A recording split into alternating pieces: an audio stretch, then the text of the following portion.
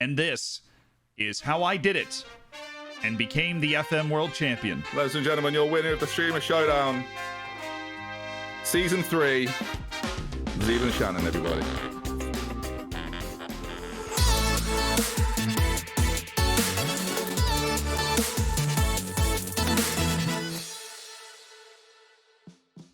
What's up? It's Zealand, back with more Football Manager tomfoolery. In case you hadn't noticed, and it would be hard for you not to notice if you follow me on Twitter or Instagram or anything, I won the Streamer Showdown this past weekend, and I'm saying that from when I'm recording it, but like the beginning of June, I won something called the Streamer Showdown, where a lot of the top Football Manager streamers on Twitch compete in a giant tournament, and naturally, did you hear I won? And since my tremendous, illustrious victory, I have been asked one simple question about 374 times. If you want to watch me on Twitch, by the way, the link is down in the description. I'd love to see you. Say hey. Make some passionate eye contact. And that question was, how did you do it?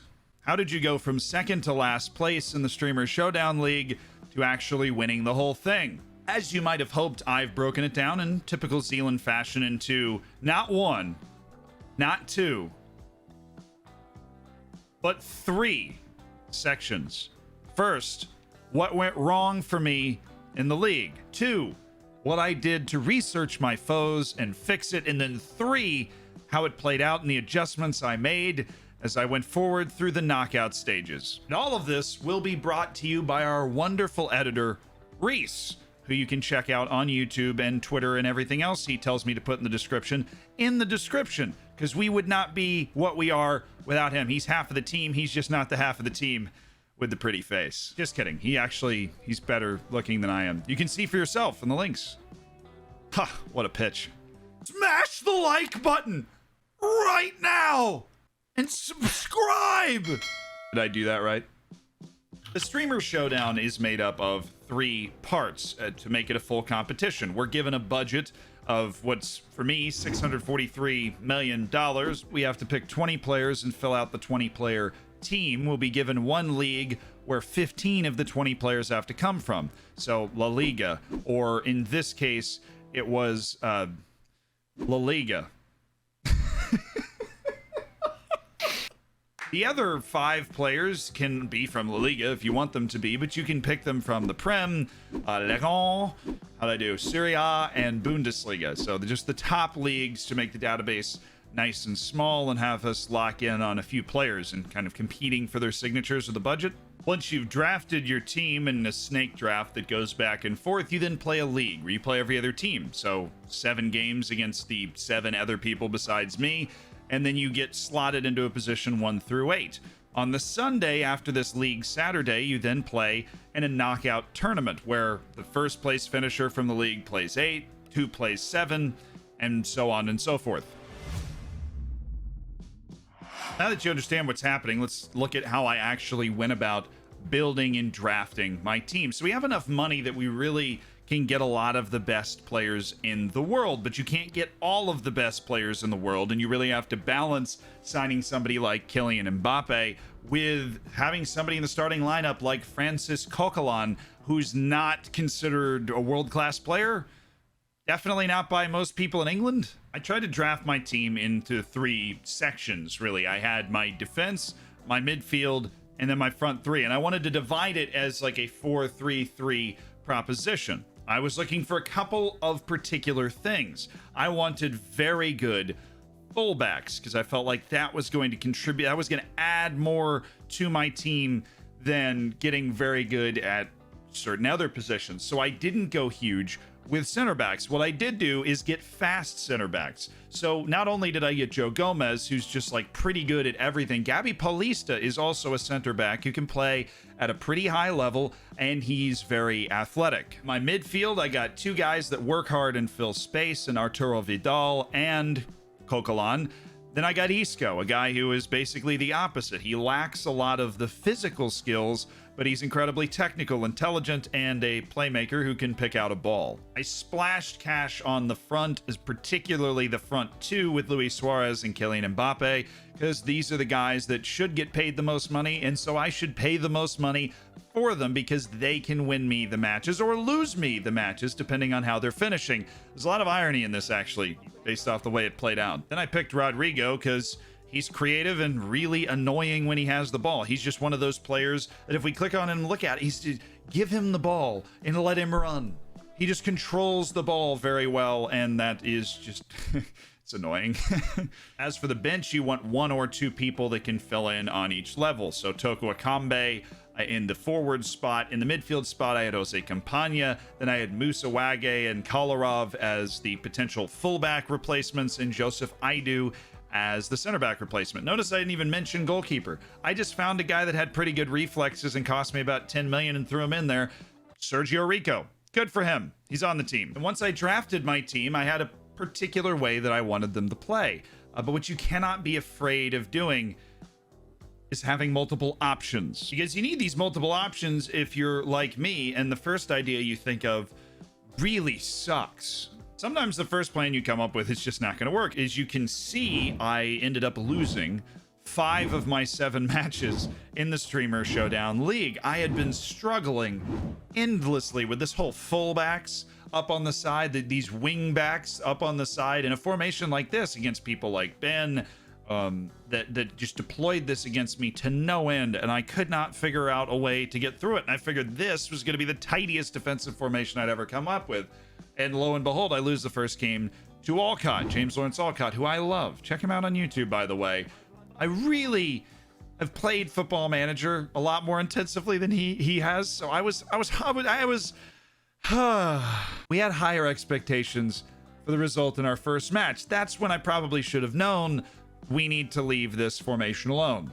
I did have 2 other tactics prepared, as I always tell you to do. I used this one against Dr. Benji and had the lead with it before I had a player sent off. And then I had a third formation that I didn't actually deploy that much, because by the time I started to lose, then I was making the decision, we're just going to play the same tactic, try and keep the cards a little closer to the vest. But to be honest, I just didn't have it mentally on the day, and I wasn't making the right changes to my instructions inside the match. And lo and behold, based off of all this hard work I did putting my team together in the draft and then figuring out 3 different, pretty significantly different formations that I can deploy to try and attack my opponents, it ended up being none of these 3 formations that won me the tournament. It was a complete rebuild.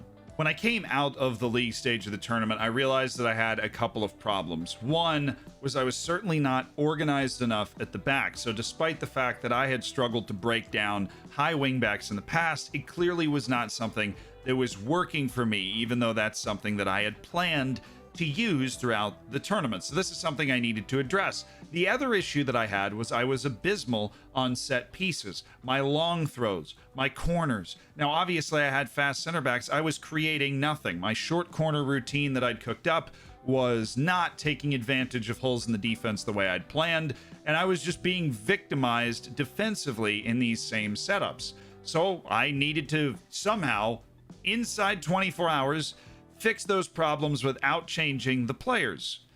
And I did. So on the set piece front, I was struggling to take away the near post. Look, the near post seems to be the most dangerous thing on corners in this Football Manager, and you're always learning and evolving in these situations, and particularly learning from the teams that you're competing against. And after Saturday, I have now played everybody. So what I wanted to do was that. This takes away the near post, and if you are really worried and you see a guy lingering around in this space, you can drop one of your go-back people. I wanted to leave the counter with Mbappe and Suarez on, but we just threw 2 guys forward to take away the near post that we had been so victimized on previously. You do it on both sides and save it.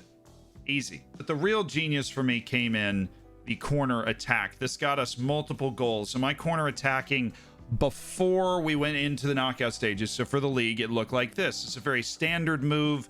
I actually had short corners in operation out of a couple of my tactics where we'd knock it short, and then they would go back to Kylian Mbappe, and he would try and make a play from there. We scored 0 goals off corners. Joe Gomez himself scored 2 goals in the knockout stages off of this corner routine, and all I did was take somebody who's aggressive and physical, so Coquelin or Arturo Vidal was going to work for this. We take him and put him on the near post. What does this accomplish, you think? This distracts a defender and frees up the near post for, in this case, Joe Gomez, who's just the best aerial presence that I have on my team. I noticed other people doing this and picked up on it. I noticed that if my defense was struggling on the near post because that near post run was open, because the guy zoning out this area was distracted with some guy lingering around, and normally it was like the guy marking the keeper or something, I went, well, what if I just tell someone to just linger around? They'll distract a front post marker, and Joe Gomez is essentially going to be getting free headers when things go according to plan. He did. He scored a couple of them, including one against Benji in the final. I wasn't sure if this was going to work at the time, so I wanted to provide multiple options, and I still am preferable towards providing multiple options for my kick taker. I hate pumping towards one person, but if you really feel like this is your chance, you don't want to waste an opportunity in a cup final, or like me in the championship matches against Ben, you can tell them to take it right to a specific spot. And I didn't even do this, and I scored a couple of goals with Joe Gomez. If I had pumped it towards him even more on this near post, then we really could have done a number. I think maybe 3 or 4 goals for Joe, which is more than Luis Suarez and Kylian Mbappe combined. So how? I am naturally a gambler off set pieces, so now that we've gone to free kicks, I'm going to show you how I try and play the odds. You'll notice that when you take free kicks, even indirect, deep and wide, and direct, small chance of shot, whatever, you've got a bunch of people back. Take a couple more of those, put them forward. I didn't take the time to do this before Saturday, and I did it before Sunday. And you just get the numerical advantage in there. The ball's flying around. As long as you keep a couple people back, you're usually going to have yourself covered. This right here is 3 people back to defend a counterattack. That's usually plenty, especially with 1 or 2 hardos hustling back from this box. Once I'd done all this with my set pieces, I now needed to address the problem at hand, which is that I just couldn't defend from the run of play. The first change that I made was I went and took my wingbacks and I just moved them back. And what I wanted to do is keep them involved. So I left them as wingbacks on attack, and I found I've been less afraid to put my wingbacks on attack no matter where they are on the field, up or down or left or right. That doesn't make any sense. Having them on attack, it just affects where they end up in the offensive side. Once I brought these guys back, this is going to help me defend a lot better. They're going to retreat to a more anchored position. They're going to be able to take care of their own channels on this side better than they were able to before from a higher natural starting position. And it's obviously a position that both of them are able to play a little better, even though both of them can step forward pretty well. I mean, it is Manuel Lazari and Andy Robertson. We're talking about some real studs. Outside of that, the second thing I needed to fix was that Kylian Mbappe was not involving himself as much as I would have liked to have him involved by being an advanced forward. Obviously, you need to be able to connect to your advanced forwards, but what I realized when this formation was applied was that Rodrigo is the least talented of the 3, and to have him kind of hold the burden of connecting my front 2, who are incredibly prolific, with my midfield, which is average for the level of the tournament, that's just not the type of person you want to be relying on. So I took Kylian Mbappe and dragged him down here, moved Luis Suarez over, and now we're in business. And now all of a sudden we have a tactic that I call the ham sandwich, a tactic that I created in FM19 that now has an application in FM20. The design was initially built to make it very difficult for Spencer's 4-2-3-1 tactic to function. The fullbacks are in better position to deal with his wings. The midfield is incredibly congested with 5 players between 2 levels, so that 4-2-3-1 kind of attacking midfielder lone striker combination isn't going to mess with my center backs the way that it was able to the first time that I played Spencer and lost 4-0. The 2 forward midfielders also allows me to put significant pressure behind him because it's 1v1 against his 2 holding midfielders once we get behind the front level of his team. I use the speed of my back line in all of these formations to have a high line to get active and to close down, and I set myself up to try and counter and keep the ball in his half of the field. But once I had the ball, I only wanted to look for an overlap on Rodrigo's side because, fun fact, the overlap actually slows down your move. and I don't want to slow down Kylian Mbappe on the other side. Then I put it on attacking just so we had that edge, that look for when we get the ball in, because, you know, we've got 4 players on attacking. So, and lo and behold, it worked. Which brings us to section 3, how it played out and the changes I made once I'd put this battle plan together to try and survive the knockout stages after actually my worst showing ever in the Streamer Showdown League. First match against Spen, it worked beautifully. It ended up being 2-1 on aggregate, and we had a 2-0 lead until like the 80th minute, and all of a sudden Spencer was putting a ton of pressure on us for the last 10 minutes, almost sent it to extra time, but we completely controlled the pace of the game. We kept them in their half of the field, we took advantage of set piece opportunities, and we just prevented them from getting anything going with the way we distributed our numbers and mounted a big enough threat that he didn't feel comfortable coming further forward. Basically killed off large portions of the game and took our chances. Then I figured out who I was playing in the semifinal after the tight 2-1 quarterfinal win, and that was Lelucho, or, you know, Kelvin. So this is the guy that won the first 2 Streamer Showdowns. He did it with defense and set pieces, so it's kind of like me taking a page out of his book. And we controlled good portions of the field, and we won the first leg 3-0. Nobody scored in the second leg. All of a sudden, I find myself in the final. We have only allowed 1 goal in, 360 minutes, and I'm really proud of myself for being able to do that math so quickly. The quarterfinals came down to the tactics. In the semifinals, we were able to cancel out the defend and counter with speed mentality Lelujo is always able to bring, and we canceled it out by basically doing the exact same thing and having drafted better, which he also admitted. He said he had his worst draft, and I'm thankful that he did. Which brings us to the final, something called El Jurassico. The reasons for this are, well, point is, coming into this final, I'd never beaten Ben, ever. He's the guy that stifled me with the high wingbacks. He had these crazy formations that honestly looked pretty similar to what I was trying to do in the league and wasn't working for me. And the formation at this point had worked so well and done so well defensively in particular that I figured I would break it out against Ben again. With everybody trying to think of ways to create goals, like Spencer's trying to think of ways to create goals, and Ben with his formation trying to think of ways to create goals and create a numerical imbalance. But me being able to clog the middle, and I widened my defense at certain times while playing Ben, able to take away any threats that he created, and we blew him out again. 3-0.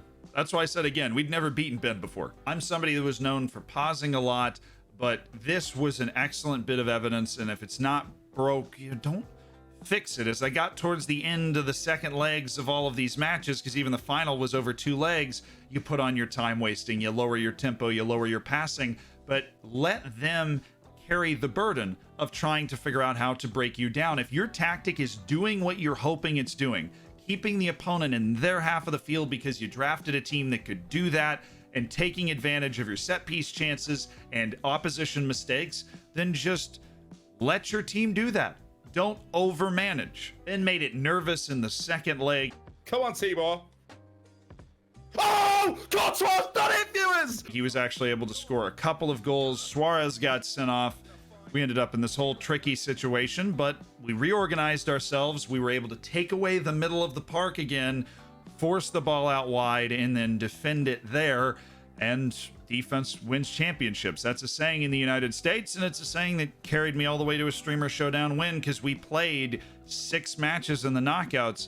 We gave up 3 goals. It's really hard to lose when you do that, especially with Kylian Mbappe. Like, he's a one-man counterattack. We won the Streamer Showdown. Streamer Showdown.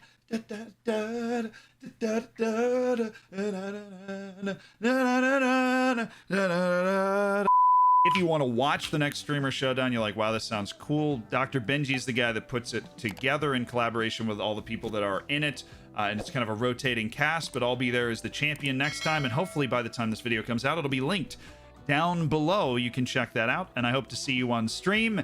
I hope this helps. Looking forward to the long throw video. It's something I'd never really dug into before, and it helped. When I say set pieces, I mean long throws, corners, and free kicks. I think I scored the exact same number of goals from each. Get me the stats. There's going to be a day when I have a stat man. Today is not that day. Have a great day. I'll see you soon. It's a wrap, Reese. It's a wrap. Yeah, man. Good games. Ladies and gentlemen, your winner of the Streamer Showdown. Season 3. Zealand Shannon, everybody. Zealand Shannon, everybody. Let's get some GGs in chat. Wow!